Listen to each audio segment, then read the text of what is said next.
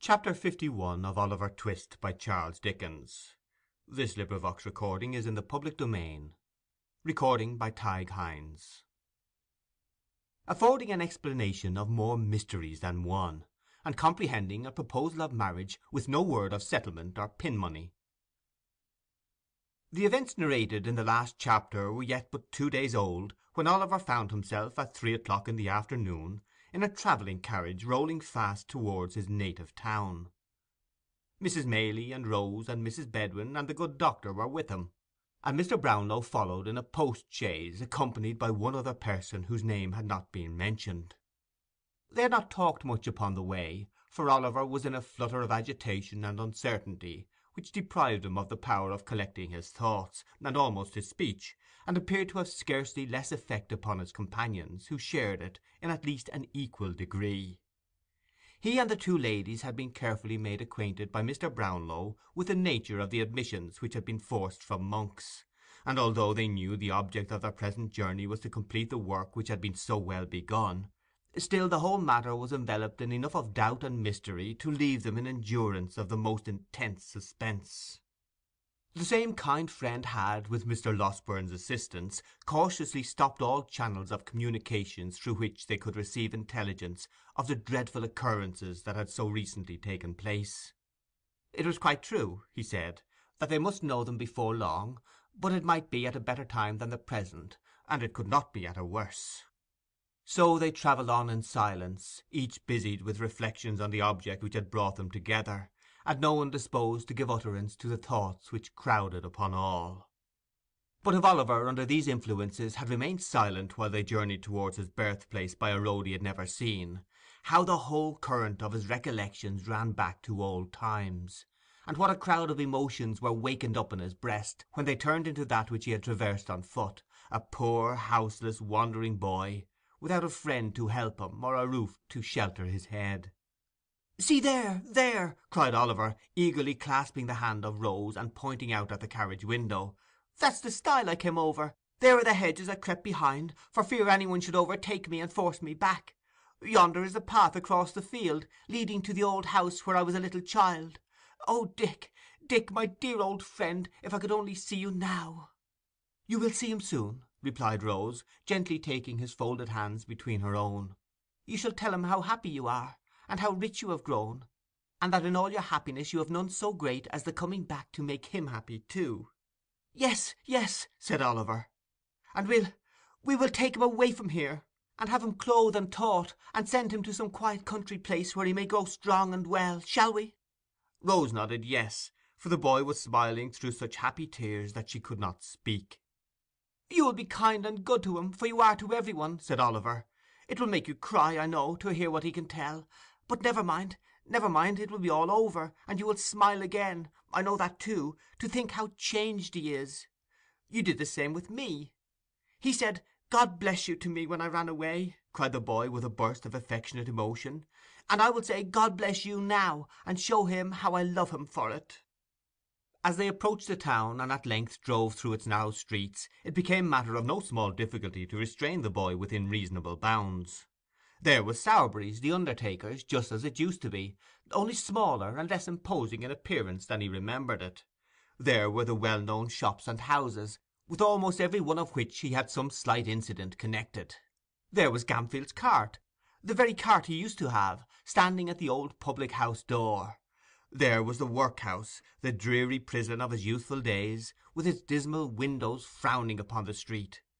There was the same lean porter standing at the gate, at sight of whom Oliver involuntarily shrunk back, and then laughed at himself for being so foolish, then cried, and then laughed again. There were scores of faces at the doors and windows that he knew quite well. There was nearly everything as if he had left it but yesterday, and all his recent life had been but a happy dream. But it was pure, earnest, joyful reality. They drove straight to the door of the chief hotel, which Oliver used to stare up at with awe, and think a mighty palace, but which had somehow fallen off in grandeur and size. And here was Mr. Grimwig all ready to receive them, kissing the young lady, and the old one too, when they got out of the coach, as if he were the grandfather of the whole party, all smiles and kindness, and not offering to eat his head, no, not once, not even when he contradicted a very old post-boy about the nearest road to London, and maintained he knew it best, though he had only once come that way, and that time fast asleep. There was dinner prepared, and there were bedrooms ready, and everything was arranged as if by magic. Notwithstanding all this, when the hurry of the first half hour was over, the same silence and constraint prevailed that had marked their journey down. Mr. Brownlow did not join them at dinner, but remained in a separate room. The two other gentlemen hurried in and out with anxious faces, and during the short intervals when they were present, conversed apart. Once Mrs. Maylie was called away, and after being absent for nearly an hour, returned with eyes swollen and weeping. All these things made Rose and Oliver, who were not in any new secrets, nervous and uncomfortable. They sat wondering in silence, or, if they exchanged a few words, spoke in whispers, as if they were afraid to hear the sound of their own voices. At length, when 9 o'clock had come, and they began to think they were to hear no more that night, Mr. Losburn and Mr. Grimwig entered the room, followed by Mr. Brownlow and a man whom Oliver almost shrieked with surprise to see, for they told him it was his brother, and it was the same man he had met at the market town, and seen looking in with Fagin at the window of his little room. Monks cast a look of hate, which even then he could not dissemble, at the astonished boy, and sat down near the door. Mr. Brownlow, who had papers in his hand, walked to a table near which Rose and Oliver were seated. "This is a painful task," said he, "but these declarations, which have been signed in London before many gentlemen, must be, in substance, repeated here. I would have spared you the degradation, but we must hear them from your own lips before we part, and you know why." "Go on," said the person addressed, turning away his face. "Quick, I have almost done enough, I think. Don't keep me here."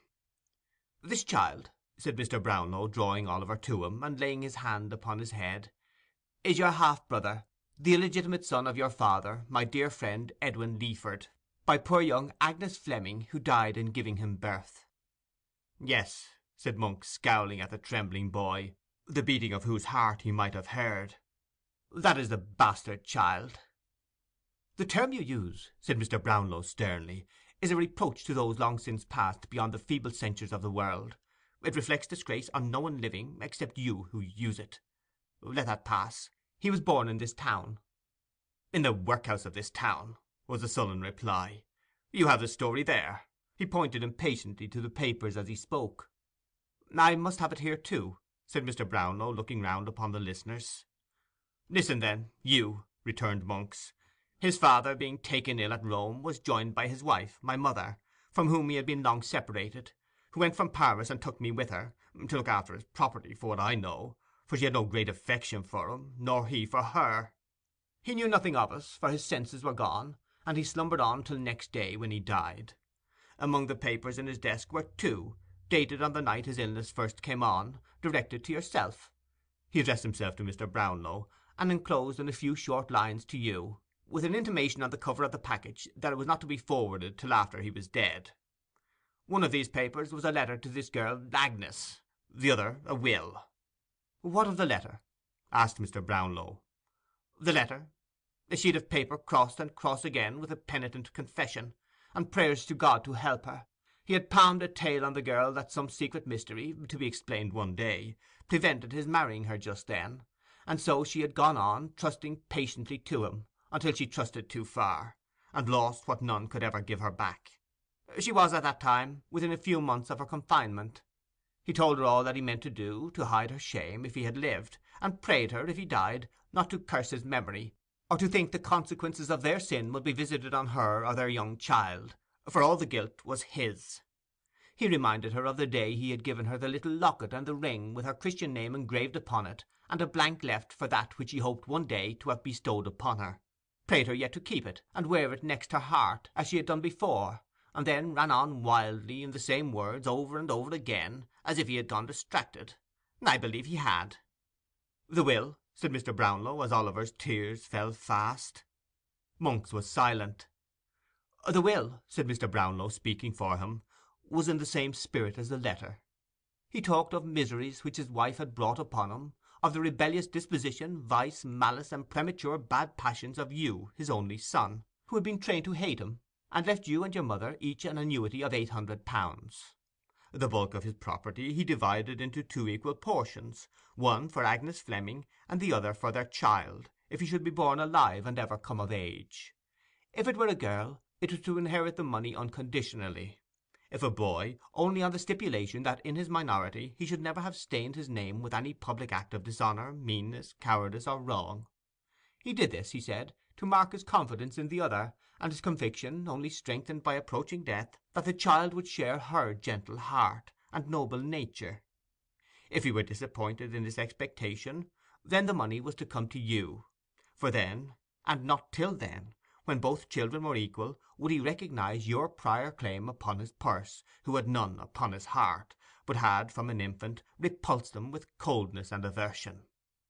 "My mother," said Monks in a louder tone, "did what a woman should have done. She burnt his will. The letter never reached its destination, but that and other proofs she kept, in case they ever tried to lie away the blot. The girl's father had the truth from her with every aggravation that her violent hate—I love her for it now—could add.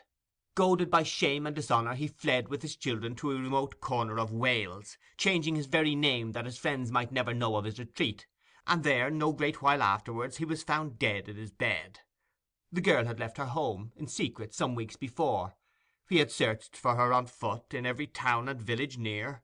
It was on the night when he returned home, assured that she had destroyed herself to hide her shame and his, that his old heart broke." There was a short silence here, until Mr. Brownlow took up the thread of the narrative. "Years after this," he said, "this man's, Edward Learford's, mother came to me. He had left her when only 18, robbed her of jewels and money, gambled, squandered, forged, and fled to London, where for 2 years he had associated with the lowest outcasts. She was sinking under a painful and incurable disease, and wished to recover him before she died. Inquiries were set on foot, and strict searches made. They were unavailing for a long time, but ultimately successful, and he went back with her to France. There she died," said Monks, "after a lingering illness, and on her deathbed she bequeathed these secrets to me, together with her unquenchable and deadly hatred of all whom they involved, though she need not have left me that, for I had inherited it long before." She would not believe that the girl had destroyed herself and the child too, but was filled with the impression that a male child had been born and was alive. I swore to her, if ever it crossed my path, to hunt it down, never to let it rest, to pursue it with the bitterest and most unrelenting animosity, to vent upon it the hatred that I deeply felt, and to spit upon the empty vaunt of that insulting will by dragging it, if I could, to the very gallows foot. She was right. He came in my way at last. I began well, and but for babbling drabs I would have finished as I began." As the villain folded his arms tight together, and muttered curses on himself in the impotence of baffled malice, Mr. Brownlow turned to the terrified group beside him, and explained that the Jew, who had been his old accomplice and confidant, had a large reward for keeping Oliver ensnared, of which some part was to be given up in the event of his being rescued, and that a dispute on this head had led to their visit to the country house for the purpose of identifying him. "The locket and ring?" said Mr. Brownlow, turning to Monks. "I bought them from the man and woman I told you of, who stole them from the nurse, who stole them from the corpse," answered Monks without raising his eyes. "You know what became of them." Mr. Brownlow merely nodded to Mr. Grimwig, who, disappearing with great alacrity, shortly returned, pushing in Mrs. Bumble and dragging her unwilling consort after him. "Do my eyes deceive me?" cried Mr. Bumble with ill-feigned enthusiasm. "Or is that little Oliver?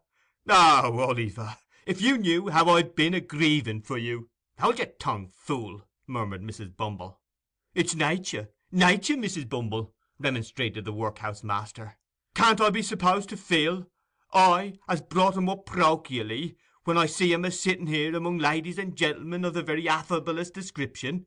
I always loved that boy as if he'd been my own grandfather," said Mr. Bumble, halting for an appropriate comparison. "Master Oliver, my dear, you remember the blessed gentleman in the white waistcoat? Ah, he went to heaven last week, in a oak coffin with plated handles, Oliver." "Come, sir," said Mr. Grimwig tartly, "suppress your feelings." "I will do my endeavours, sir," replied Mr. Bumble. "How do you do, sir? I hope you are very well."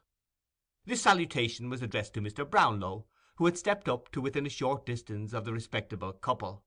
He inquired, as he pointed to Monks, "Do you know that person?"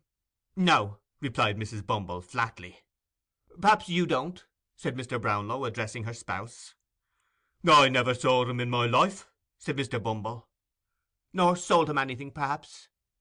"No," replied Mrs. Bumble. "You never had, perhaps, a certain gold locket and ring?" said Mr. Brownlow. "Certainly not," replied the matron.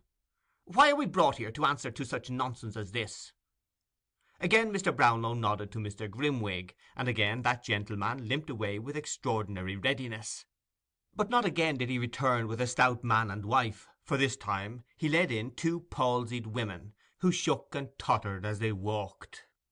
"You shut the door the night old Sally died," said the foremost one, raising her shrivelled hand, "but you couldn't shut out the sound, nor stop the chinks." "No, no," said the other, looking round her and wagging her toothless jaws. "No, no, no. We heard her try to tell you what she'd done, and saw you take the paper from her hand, and watched you two next day to the pawnbroker's shop," said the first. "Yes," added the second, "and there was a locket and gold ring. We found that out, and saw it given you. We were by. Oh, we were by." "And we know more than that," resumed the first, "for she told us often long ago that the young mother had told her that, feeling she would never get over it, she was on her way, at the time that she was taken ill, to die near the grave of the father of the child." "Would you like to see the pawnbroker himself?" asked Mr. Grimwig, with a motion towards the door. "No," replied the woman. "If he," she pointed to Monks, "has been coward enough to confess, as I see he has, and you have sounded all these hags till you have found the right ones, I have nothing more to say. I did sell them, and they're where you'll never get them. What then?" "Nothing," replied Mr. Brownlow, "except that it remains for us to take care that neither of you is employed in a situation of trust again. You may leave the room." "I hope," said Mr. Bumble, looking about him with great ruefulness, as Mr. Grimwig disappeared with the two old women, "I hope that this unfortunate little circumstance will not deprive me of my parochial office." "Indeed it will," replied Mr. Brownlow. "You may make up your mind to that, and think yourself well off besides." "It was all Mrs. Bumble. She would do it," urged Mr. Bumble, first looking round to ascertain that his partner had left the room. "That is no excuse," replied Mr. Brownlow. "You were present on the occasion of the destruction of these trinkets, and indeed are the more guilty of the two in the eye of the law, for the law supposes that your wife acts under your direction." "If the law supposes that," said Mr. Bumble, squeezing his hat emphatically in both hands, "the law is an ass—a idiot. If that is the eye of the law is a bachelor, and the worst I wish the law is, that his eye may be opened by experience. By experience." Laying great stress on the repetition of these two words, Mr. Bumble fixed his hat on very tight, and putting his hands in his pockets, followed his helpmate downstairs. "Young lady," said Mr. Brownlow, turning to Rose, "give me your hand. Do not tremble. You need not fear to hear the few remaining words we have to say." "If they have—I do not know how they can, but if they have—any reference to me," said Rose, "pray let me hear them at some other time. I have not strength or spirits now." "Nay," returned the old gentleman, drawing her arm through his, "you have more fortitude than this, I am sure. Do you know this young lady, sir?" "Yes," replied Monks. "I never saw you before," said Rose faintly. "I have seen you often," returned Monks. "The father of the unhappy Agnes had two daughters," said Mr. Brownlow. "What was the fate of the other—the child?" "The child," replied Monks, "when her father died in a strange place, in a strange name, without a letter, book, or scrap of paper that yielded the faintest clue by which his friends or relatives could be traced, the child was taken by some wretched cottagers, who reared it as their own." "Go on," said Mr. Brownlow, signing to Mrs. Maily to approach. "Go on." "You couldn't find the spot to which these people had repaired," said Mr. Monks. "But where friendship fails, hatred will often force a way. My mother found it, after a year of cunning search. Aye, and found the child." "She took it, did she?" "No. The people were poor, and began to sicken, at least the man did, of their fine humanity. So she left it with him, giving them a small present of money which would not last long, and promised more which she never meant to send. She didn't quite rely, however, on their discontent and poverty for the child's unhappiness, but told the history of the sister's shame, with such alterations as suited her, bade them to take good heed of the child, for she came of bad blood, and told them she was illegitimate, and sure to go wrong at one time or other. The circumstances countenanced all this, the people believed it, and there the child dragged on an existence, miserable enough even to satisfy us, until a widow lady, residing then at Chester, saw the girl by chance, pitied her, and took her home. There was some cursed spell, I think, against us, for in spite of all our efforts she remained there and was happy. I lost sight of her 2 or 3 years ago, and saw her no more until a few months back. Do you see her now? Yes, leaning on your arm. But none the less my niece, cried Mrs. Maylie, folding the fainting girl in her arms. Not the less my dearest child. I could not lose her now for all the treasures of the world. My sweet companion, my own dear girl. The only friend I ever had, cried Rose, clinging to her. The kindest, best of friends. My heart will burst. I cannot bear all this. You have borne more, and have been through all the best and gentlest creature that ever shed happiness on every one she knew, said Mrs. Maylie, embracing her tenderly. Come, come, my love, remember who this is, who waits to clasp you in his arms, poor child. See here, look, look, my dear. Not aunt, cried Oliver, throwing his arms about her neck. I'll never call her aunt. Sister, my own dear sister, that something taught my heart to love so dearly from the first. Rose, dear darling Rose. Let the tears which fell, and the broken words which were exchanged in the long close embrace between the orphans, be sacred. A father, sister, and mother were gained and lost in that one moment. Joy and grief were mingled in the cup, but there were no bitter tears, for even grief itself arose so softened, and clothed in such sweet and tender recollections, that it became a solemn pleasure, and lost all character of pain. They were a long, long time alone. A soft tap at the door at length announced that some one was without. Oliver opened it, glided away, and gave place to Harry Maylie. "I know it all," he said, taking a seat beside the lovely girl. "Dear Rose, I know it all. I am not here by accident," he added after a lengthened silence, "nor have I heard all this to-night, for I knew it yesterday, only yesterday. Do you guess that I have come to remind you of a promise?" "Stay," said Rose. "You do know all?" "All. You gave me leave, at any time within a year, to renew the subject of our last discourse." "I did. Not to press you to alter your determination," pursued the young man, "but to hear you repeat it, if you would. I was to lay whatever of station or fortune I might possess at your feet, and if you still adhered to your former determination, I pledged myself by no word or act to seek to change it." "The same reasons which influenced me then will influence me now," said Rose firmly. "If I ever owed a strict and rigid duty to her whose goodness saved me from a life of indigence and suffering, when should I ever feel it as I should to-night? It is a struggle," said Rose, "but one I am proud to make. It is a pang, but one my heart shall bear." "The disclosure of to-night—" Harry began. "The disclosure of to-night," replied Rose softly, "leaves me in the same position with reference to you as that in which I stood before." "You harden your heart against me, Rose," urged her lover. "Oh, Harry, Harry," said the young lady, bursting into tears, "I wish I could, and spare myself this pain." "Then why inflict it on yourself?" said Harry, taking her hand. "Think, dear Rose, think what you have heard to-night." "And what have I heard? What have I heard?" cried Rose. "That a sense of his disgrace so worked upon my own father that he shunned all. There, we have said enough, Harry, we have said enough." "Not yet, not yet," said the young man, detaining her as she rose. "My hopes, my wishes, prospects, feeling, every thought in life except my love for you, have undergone a change. I offer you now no distinction among a bustling crowd, no mingling with a world of malice and detraction, where the blood is called into honest cheeks by aught but real disgrace and shame, but a home, a heart and home. Yes, my dearest Rose, and those alone, are all I have to offer." "What do you mean?" she faltered.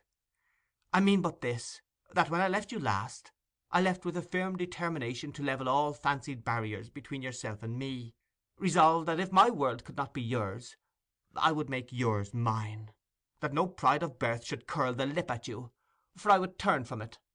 This I have done. Those who have shrunk from me because of this have shrunk from you, and proved you so far right. Such power and patronage, such relatives of influence and rank, as smiled upon me then, look coldly now. But there are smiling fields and waving trees in England's richest county, and by one village church—mine, Rose, my own—there stands a rustic dwelling, which you can make me prouder of than all the hopes I have renounced, measured 1,000-fold. This is my rank and station now, and here I lay it down.'